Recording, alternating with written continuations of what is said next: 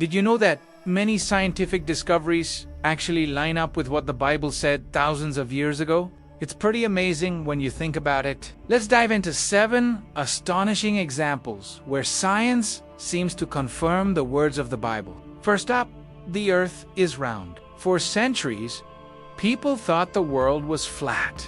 But Isaiah chapter 40, verse 22 mentions the circle of the earth.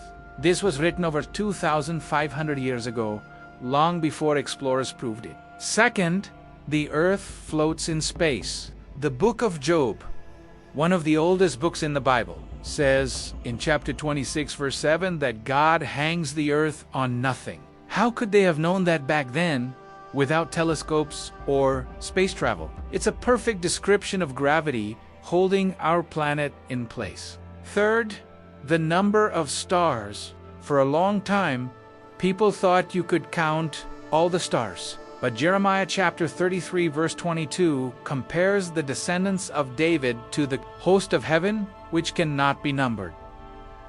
Today, astronomers estimate there are billions of galaxies, each with billions of stars, truly uncountable. Fourth, ocean currents. In Psalm 8 verse 8, it speaks of the paths of the seas.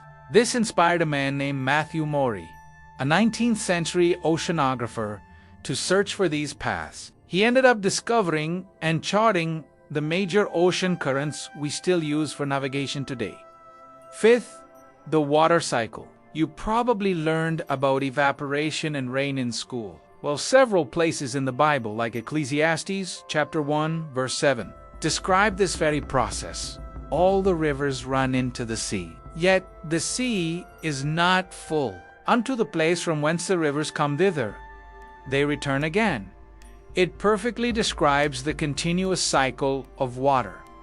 Sixth, the importance of blood. The book of Leviticus chapter 17 verse 11 states that the life of the flesh is in the blood. For centuries, medical practices like bloodletting were common and harmful. Now, modern medicine understands that blood is essential for life, carrying oxygen and nutrients to every part of our body. And finally, number 7, the universe had a beginning. For a long time, many scientists believed the universe was eternal. But the very first verse of the Bible, Genesis 1:1, says, "In the beginning, God created the heavens and the earth."